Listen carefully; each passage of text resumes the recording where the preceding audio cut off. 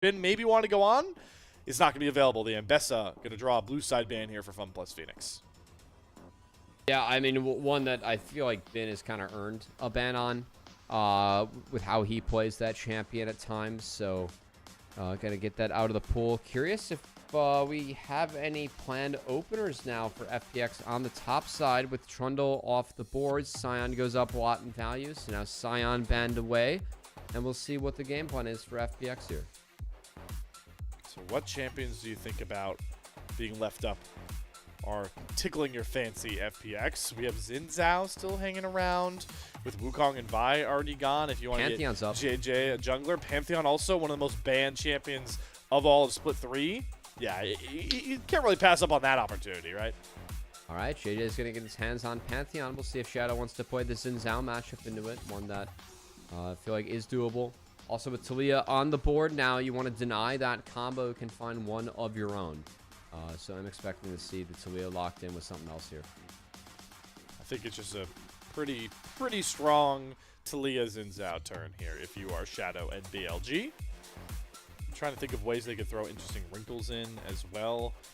Don't think there's any spot for that. I don't think there's like an AD carry that's really screaming out to you. I don't think there's any supports either. But Shadow, the Skarner Hover was an interesting spot to have a combo, but no, yeah. So pretty powerful mid jungle, especially going into the mid game where the threat of a Weaver's Wall on any of these other lanes can help kind of bandage over the threat of a Pantheon Grand Starfall. So map pressure wise, both teams pretty even keel through the early couple of picks. Yeah, and, you know, as we continue to get throughout this one, at least with the Pantheon, you can somewhat match that semi-global with the Weaver's Wall. And the Alistar this game, I think, has some trouble operating against Taliyah Xin Zhao. So that raw strength that we usually see, we'll see if that is still going to be the plan. But at the moment, flexibility with the Corki a little bit showing here for FPX. And, I gotta say, for Bin, it might be a game early for the Croc, but he's been playing a lot of the Croc and loving it and doing really well in this champion. You know what makes it not feel like a game early? If he just pretends this is the final game, because it can't be if he brings out that Game 3 like Croc performance in Game 2. Now we have to see where do you think these bans are going? Do we just kind of take away more matchups the Bin doesn't like for Sheer to try and lean on? No, they're getting rid of Karis Ari to start. Yeah, I think that you could somewhat leave the top side. What are you really scared of as Renekton here? Maybe a super tank, but even then, I mean, still kind of low damage. And a super tank, Taliyah goes Leandries and is really happy with life. So I like the support focus on. I'd really consider getting rid of his Rakan too, because you're banning out the Xayah Rakan combo as well. Yeah, I think Rakan should just come across now. They will get rid of the Ornn. Okay, so that's reasonable. That's reasonable. It's a reasonable. Yeah, so Sion and Ornn, I think, are two good bans, knowing that you want to run a Bin Renekton game. I think this puts a lot of pressure on where you think Sheer wants to go champion-wise, because there aren't a lot of neutralizing answers. The only answers I can kind of think about now are kind of aggressive answers, and that has not worked out for any top laner this year, as the Rakan will slip through. Yeah, so Lucian and the Xayah Rakan, both could be options here. If you lock Lucian, does this mean Enchanter for On, you feel like? Yeah, I mean, it has to. Or Braum. Braum is still up there, I forgot. Yeah, Lucian Braum's playable. Could be. I would like this for Elf, as I think his Kai'Sa has just been so damn good. It really fits what BLG wants to do, which is attack. But no. Okay, gonna be Lucian now. Opportunity to put that Corki mid if you want to try and find a different matchup like that Kai'Sa. But that you got to deal with on counter picks, so definitely something to be wary of. Might be a dance with the devil, scenario here, as they are looking to take the Orianna potentially mid. Or do they lean into that double marksman?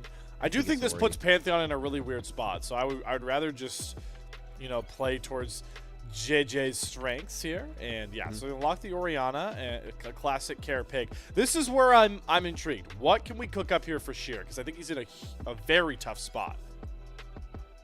Yeah, I'm not sure. I mean, you could go Gragas, but I don't think it feels great this game. It just has to be Cassante is probably the default. Okay. Like Jax is an option against Xin Zhao Renekton, but it's still, again, not great. Like you're just signing up for scaling, so Feels like Kasante gives them a little bit of what they need, and a team fight as Kasante has never hurt anyone. As that leads to an Insta-Braum response Slayer, and it's looking like a pretty solid draft here for BLG.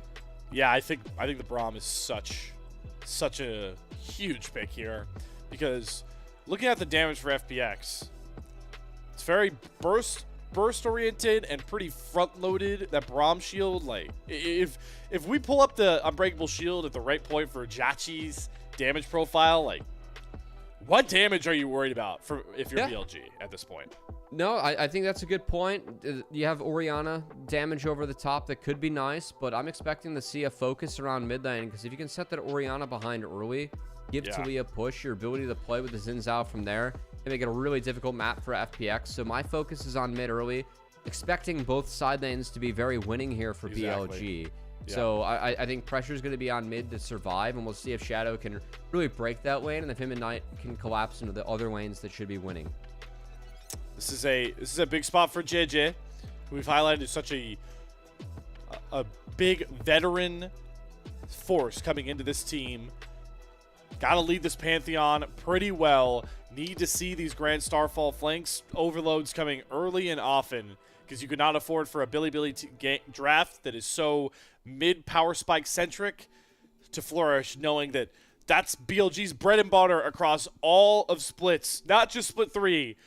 Early lane advantages, never looking back, and that's how they're looking to try and end FunPlus Phoenix's Rumble stage with just one series win. They could do that with one final Nexus explosion as they eye a potential top 2 spot going into playoffs. A lot on the line here at Cubby as we head back to Summoner's Rift once more. 敌军还有30秒到达战场，碾碎他们。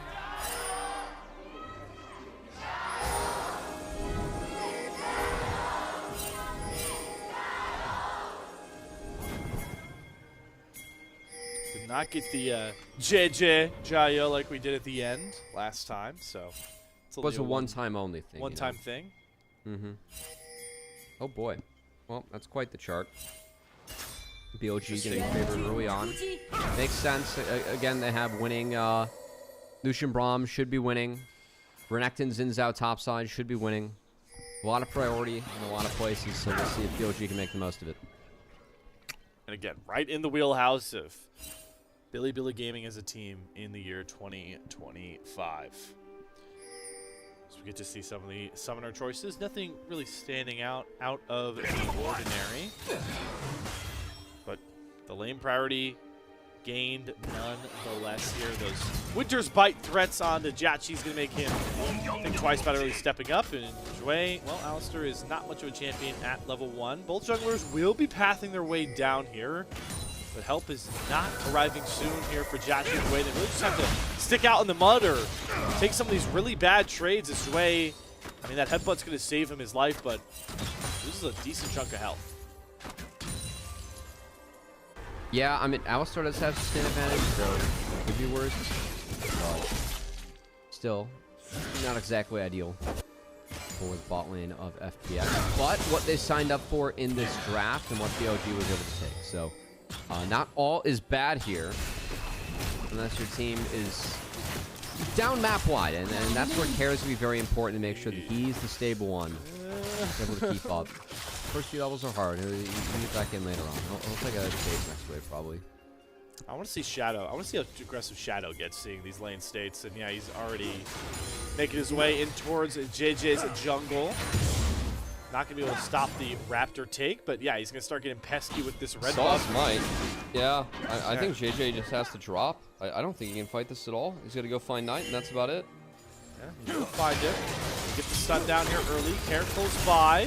Flick back's going to create some space, and Knight looks like he's running the wrong way, but On's actually here, and remember, Shadow as well is taking this red buff.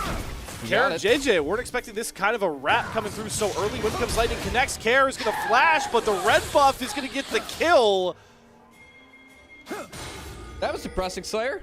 That was an anticlimactic first blood. Orianna got love tapped, and that red buff burned her down. Down, down, down to the glorious Ring of Fire.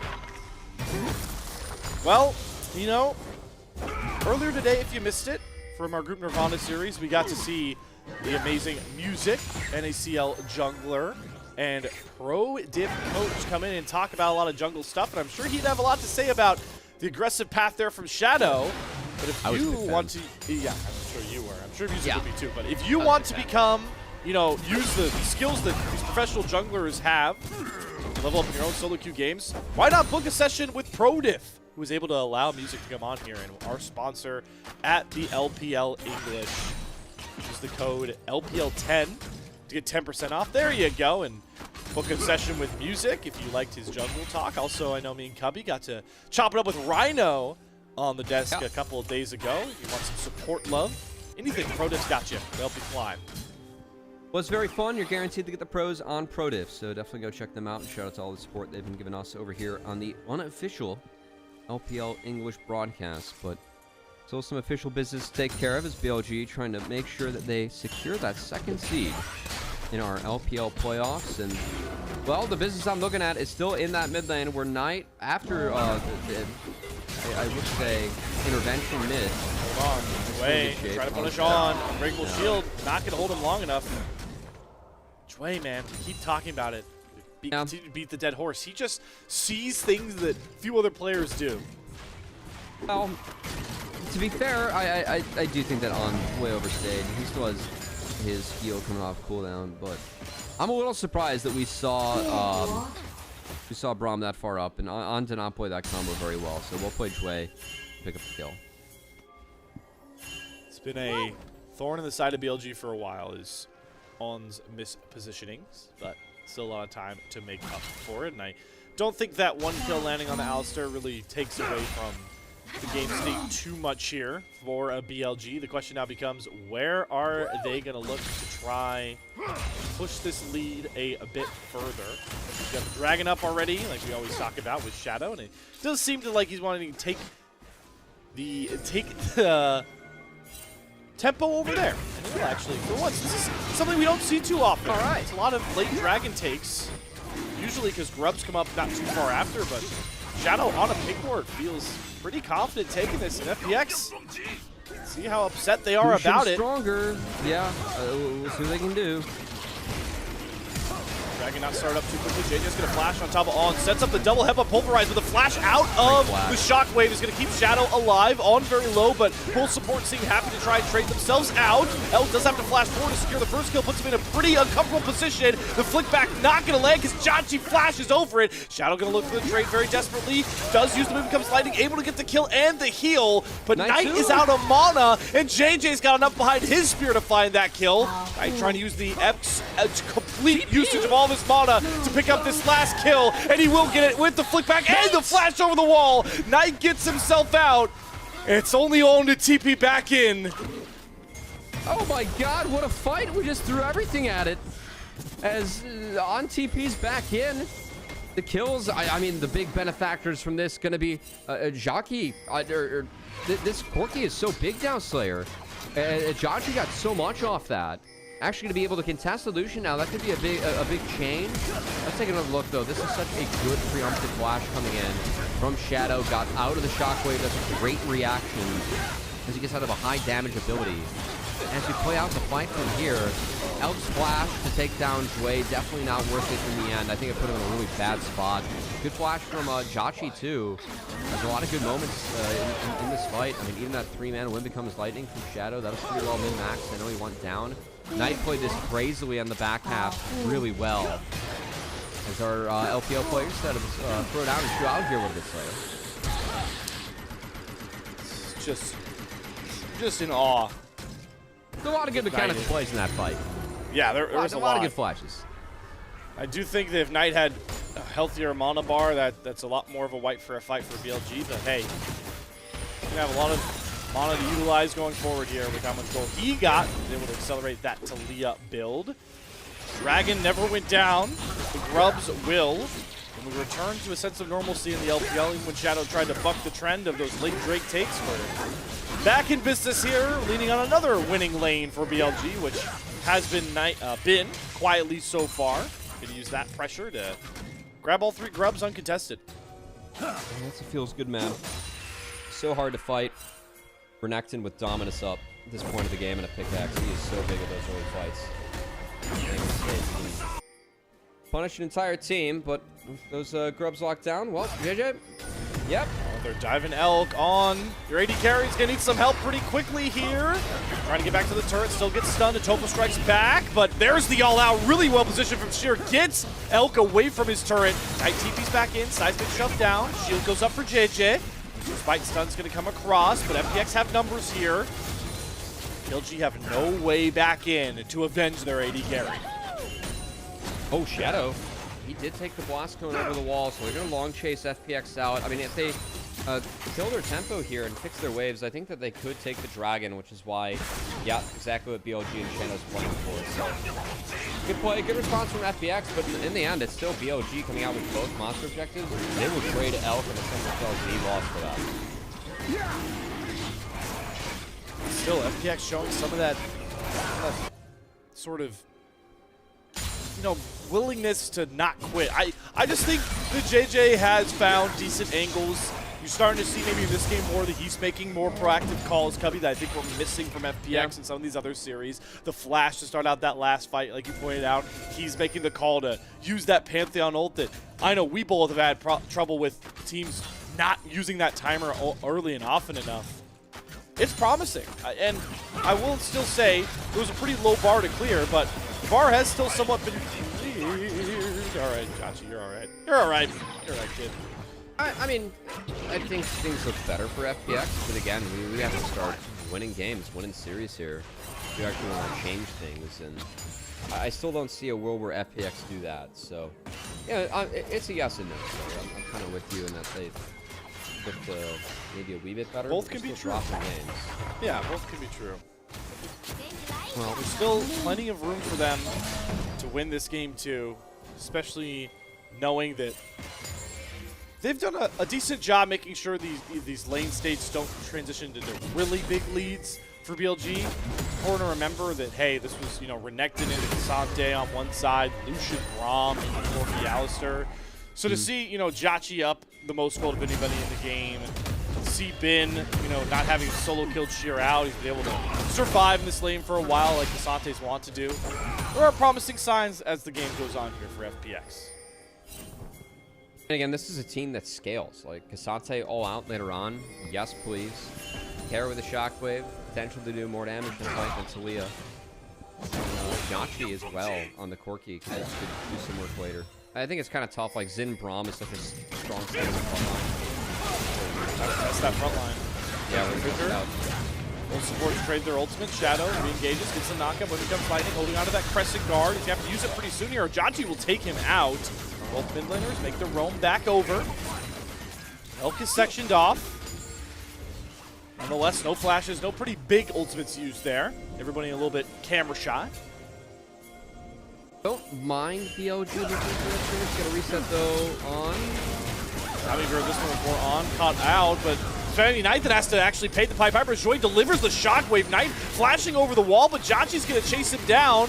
2 levels down, but still feels like he has enough damage. Picks up the double kill, but look at Bin with Dominus Pop. JiaQi already flashed over the wall to get in, and Bin's gonna make sure to expedite his shipping right back towards the fountain, but JiaQi's gonna make it a triple kill before he goes down. More messy fights on tap for this series, Cubby. Yeah, no, I mean, more gold going JiaQi's way, so I don't think it's all bad for FPX, honestly. They're at least getting the gold on the carries. I know Bin's big, but later on, I don't think Renekton can 1v9 a game in the drafts that we have here. Look, On's gonna base check and try and hold his flash for this. He's gonna get the flash follow to die. Knight looks for a look on the Jwei, but there was a ward that died by the blast plant that spotted Knight, so FPX was playing with info that BLG didn't know they had. And I mean, if you take that into account, the fact this fight went the way it did, maybe not too bad.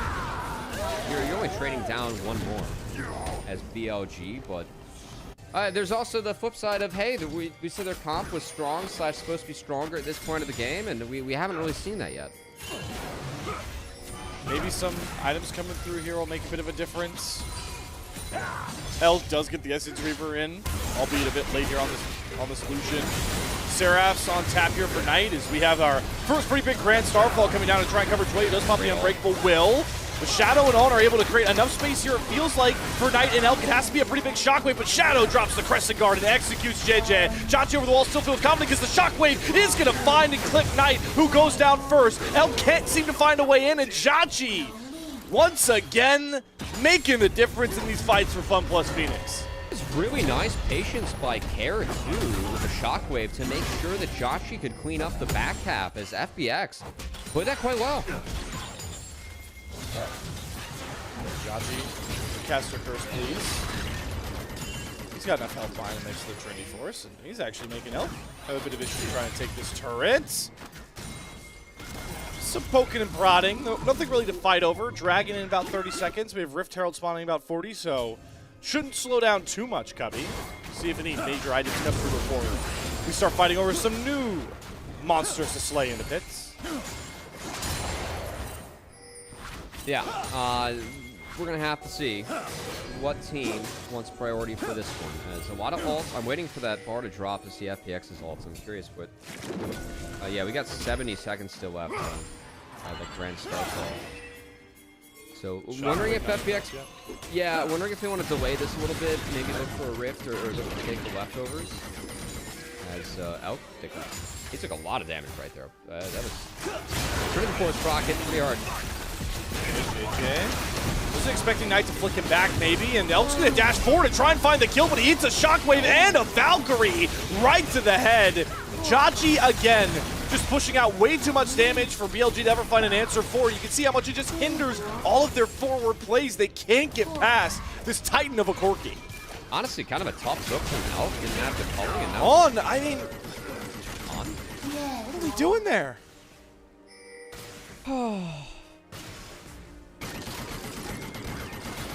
Like I said, at times jungle wasn't the problem. A lot of times jungle has been the problem, I would argue. Yeah, yeah. Well, don't really know how to explain that depth from the Braum. I'd say that for Lucian, though, it was a good catch by the shockwave in Kara's. We're going to see all out go in the top lane. Bin did save his ultimate, has TP coming up with a dominance. So I think that off the top trade, this Dragon might go BLG's way. Just curious to see if FPX wants to contest. Grand Starfall is back up for JJ. They're going to get here just in time for 50-50 to come across. He does not yoink it. Shadow wins that one. The younger hands able to handle the spike key there. JJ can eat the stun, and here comes that dominance up Bin, and that's enough to force JiaQi back out of the fight. Bin making the difference, and Knight swinging on in to try and clean up some of these other kills. He's got Care sectioned off in a 1v1. The shockwave going to find its mark, slow down, but he has to flash over. A whip becomes lightning. Bin still smells blood in the water.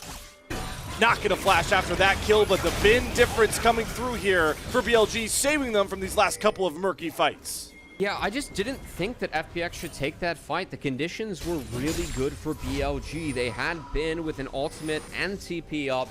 Sheer had his TP, but no ult, so if you opt into a big numbers fight, I think that you would be powered down in terms of advantage. That the Pantheon didn't find the setup, but eventually the setup mid. Elk will be able to skate out of this one, though. Jwei has flash. Yep. Yeah, and he's just going to make sure to commit it. Elk does flash as well, but they still are able to layer that second stun, and now it's JJ getting a 2-for-1 special on flashes there. Elk caught out.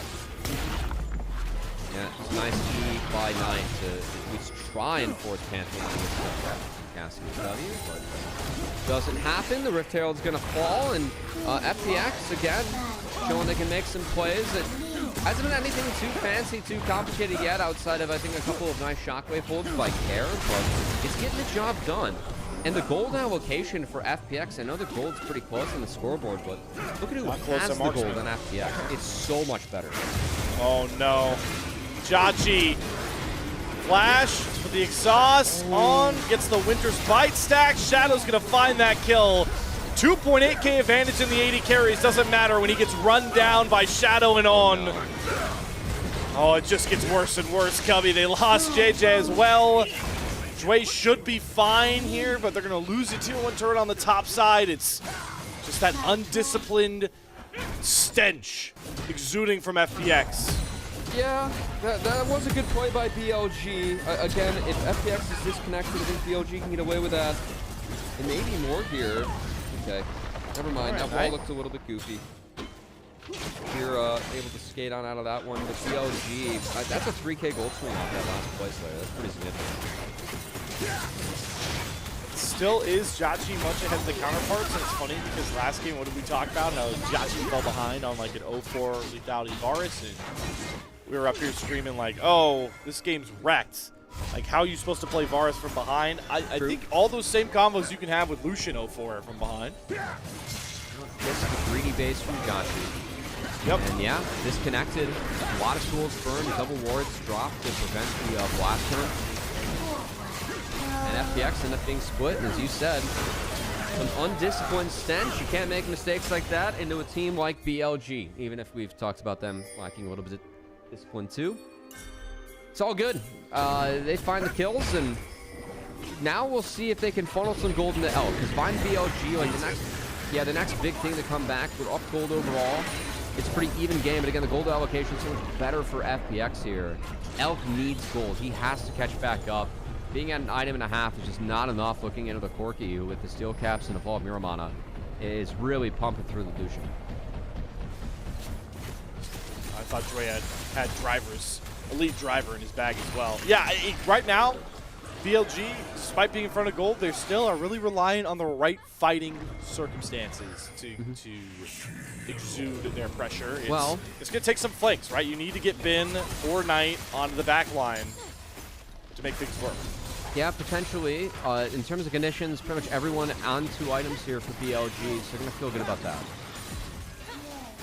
Feel confident enough to start the Otacon in the face of FPX. We'll have to see. That's JJ's crazy. nearby with Grand Starfall, and I'm glad Elk just got off vision because he nearly made the same mistake that cost him his life a couple seconds ago. So he gets the hell out of dodge. Are BLG willing to drop this mid-tier or drop mid waves here to dance around with Otacon? No. Elk's got to answer that mid wave. Yeah, he is. And that's going to give a man drop angle. Okay. Oh, Glacial Fissure was a bit early, but the flick back from Knight gets on out. A lot of value having the bot tier 1 turret up right there. Easy to run back to. Yeah, not bad at all. So, that's I mean, we're going to have the resets come out. That's a big ult that's now down for JJ. He also casted it while he was still level 10. So doesn't get that lower cooldown. And this is going to be a real window for BLG. So, another Hextech Soul. I think looking at this for them, if they secure Soul Point, that's really big. They're going to kind of just stall the game now and always threaten Soul. Yeah. I think JJ using Grand Starfall just slows FPX down so much. Yeah, I mean, Prairie real Rocket angle there. JiaQi was the angle.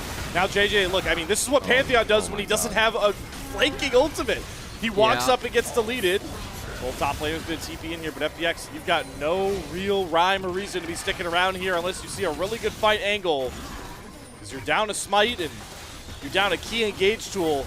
So much of the brunt going to be put on Jwei to find a unique angle in here as BLG start to melt the Otacon, but Shadow wants the fight. He's going to flash in, gets headbutted out, but the Weaver's Wall cuts care off for the rest of his team, and the rest of FPX are put into the grinder. Sure, Sheer gets one back, but Elk's flashing after it for the Winter Bite stacks, and it's going to make sure the top laner for FPX falls as well. There's the fight BLG were looking for, and here's their commanding lead.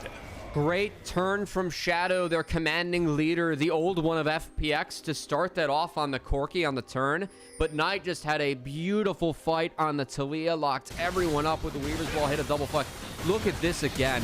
Shadow, Q3 charge, insta-execute onto the Corki. Knight, that wall is perfectly placed. Double click there in the back half of the fight. And no chance for FPX to get any winning scenario, thanks to the setup and the cutoff that BLG were able to pull off between Knight and the squad.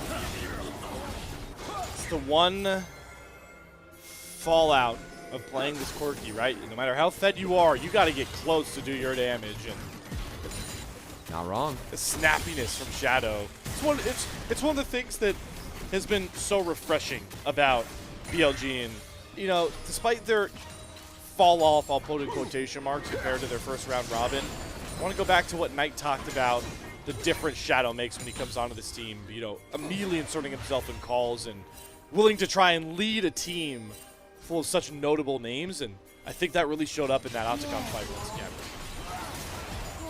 And that's like good and the bad of BLG, right, is that you can, like, these guys are freaks of nature when it comes to them playing on the sticks, but for me, this is always the team that was the brawn and not the brain. We're looking at AO and the MSI representatives, so still looking to see if BLG can double up their brain and make better plays here. I do like how Jwei sat on the ultimate there. That's 2 big ults down for BLG before they pressure this Baron.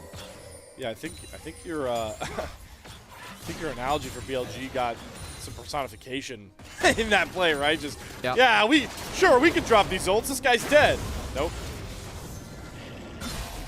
Nope, not the case. That's okay though. And BLG still have a lot of pressure, and Bin is very fed. Also, he's going for an interesting third item here. That's a BF sword. So probably GA3. It tells me that BLG looking to wrap this game up a little bit faster.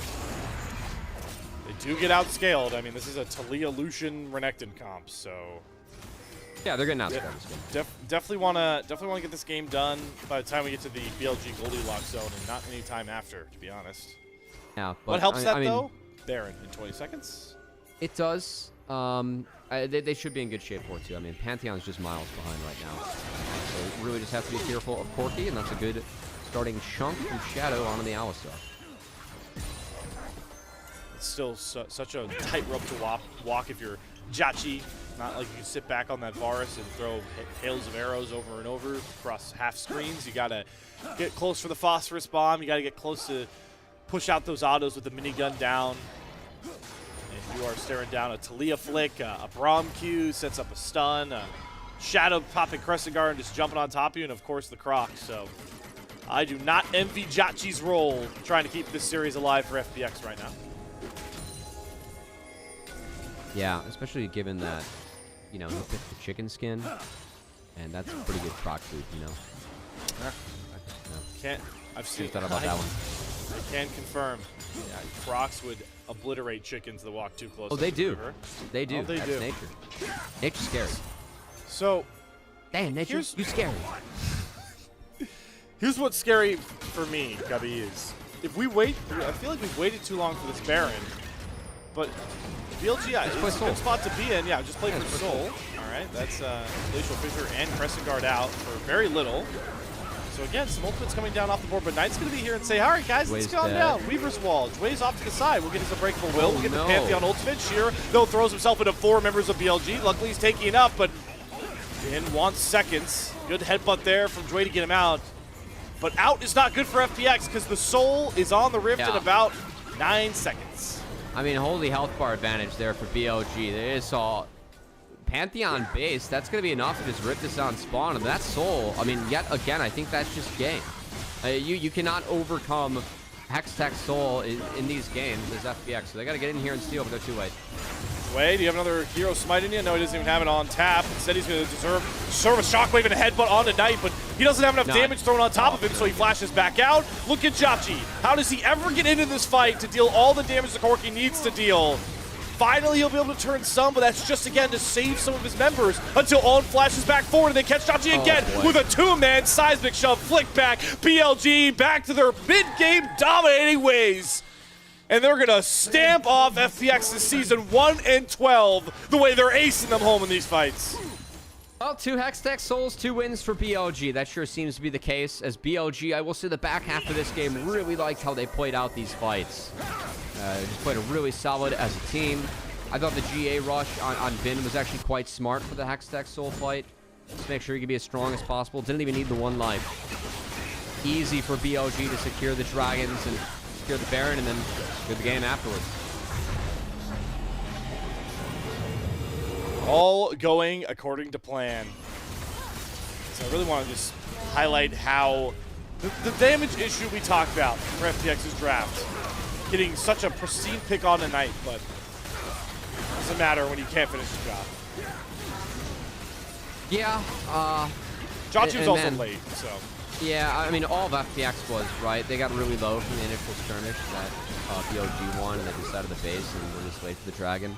Probably shouldn't have the base there looking back, but also down to see, I guess, a wee bit of risk taken in that scenario because they were pretty far behind. And yeah, find themselves pretty far behind here. Level advantage with the Otacon for BLG is significant. Bin and Elk up a respective 2 levels on their opponents.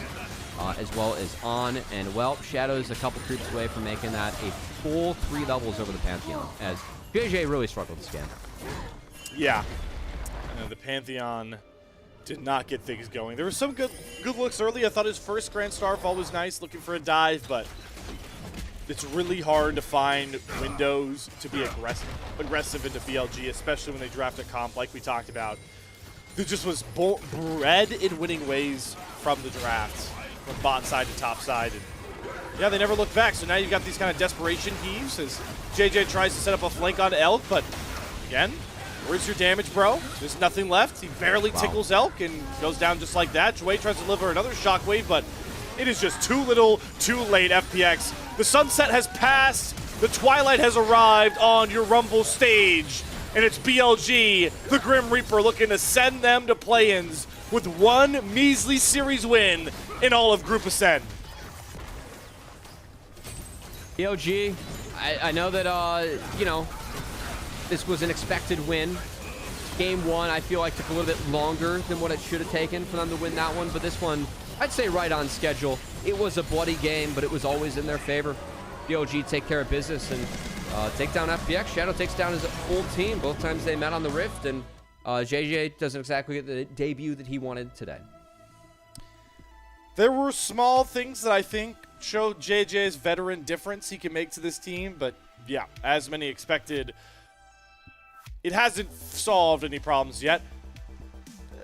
Very little time, though. I will continue to be a little bit of the optimist and say I don't think this was the series where we thought major changes would come with how recently the swap comes in and having to face this team. You know, maybe if they're playing Weibo, there's more avenues. If they're taking on WE, you could look a bit better. Maybe even a shaky JDG. No, you had to play the, you know, top 2 bound Bilibili Gaming. Top 2 bound indeed. Again, with that win, I believe they overtake IG in the standings. For now. And yeah, need to keep it that way if they want to have that 2 seed. Of course, they are fighting to see who chooses who. That is your reward if you end up in the top 4. And BLG, they've been one of the best teams all year. Really only continued today. Just kind of felt like business as usual, if that's the style of business that BLG likes. Can we I wish we had like a correct stamp, you know? How happy are you about being right about this one, Slayer? Because I kind of feel bad. I'm not happy to be right for 2 people. A plethora of reasons?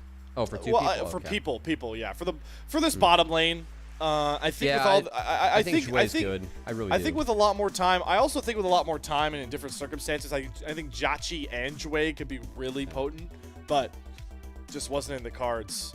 It wasn't for this FPX team.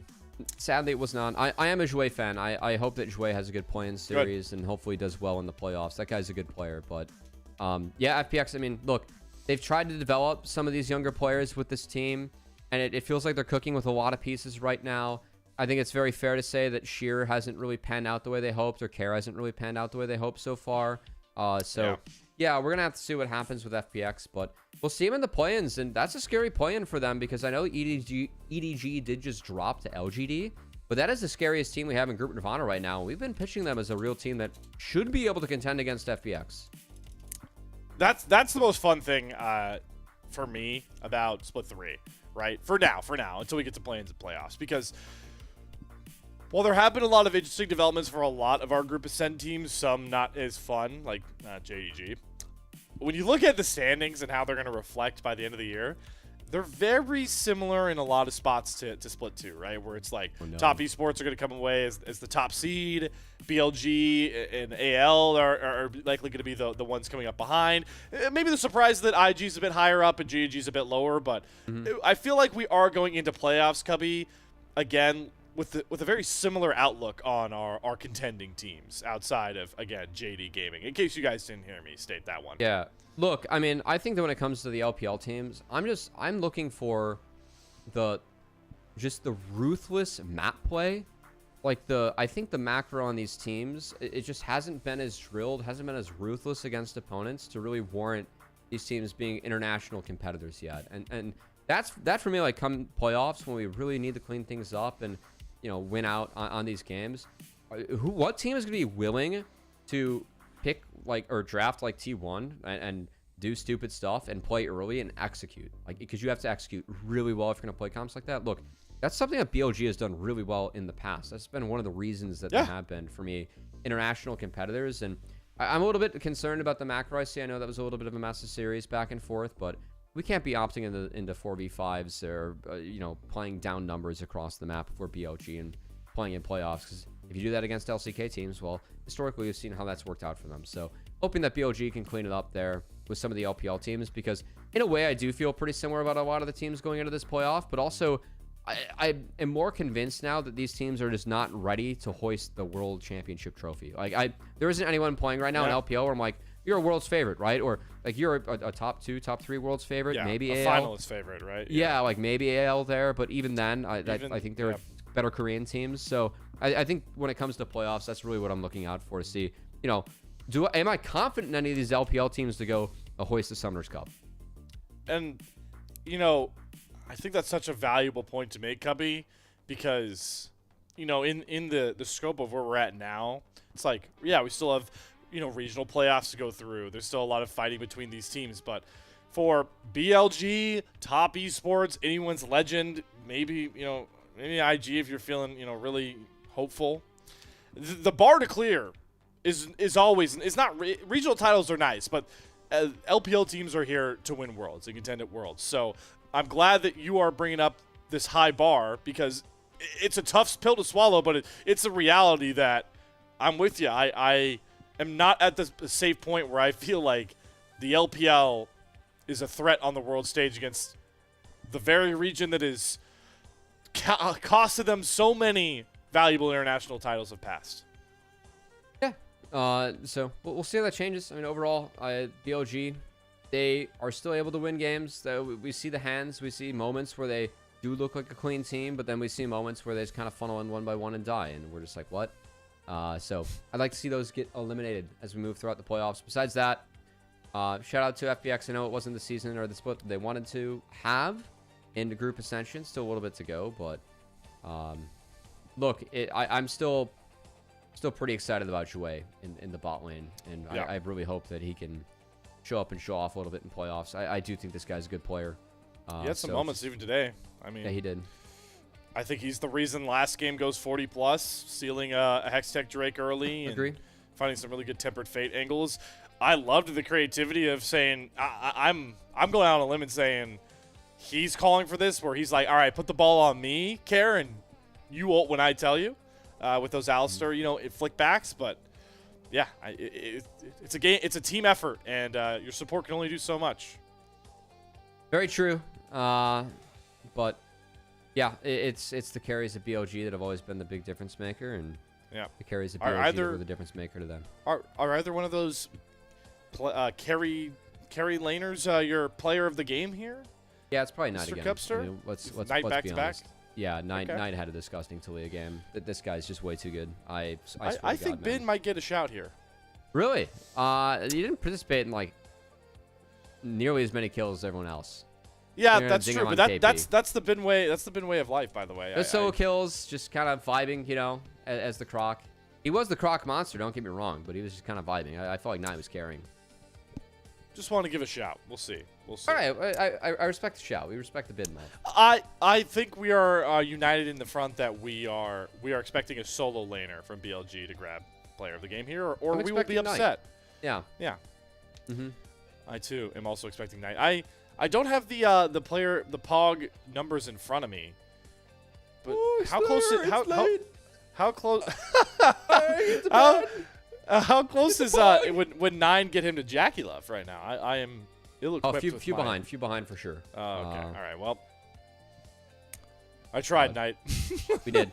Knight's still my vote. I got to fill out my ballot for the LPL, which, fun fact, you can do in our community Discord. Please do. So, yeah, hand it over to our community Discord to join, and you can fill out an all-pro ballot. So you'll be able to vote with the rest of us, and we'll be giving out our awards to the unofficial LPL English broadcast. I for sure will be voting for Knight MVP. I don't think the series changed anything for me. I think it's Knight MVP. It's probably Knight or Cubby. I guess I mean, even JiaQi, like I could argue, but I still feel like Canavi's the MVP of that team. I don't know. Yeah. Yeah. No. Yeah. Sorry. I also want to make sure to shout out. I thought Yanni, one of our lovely other LPL casters, is.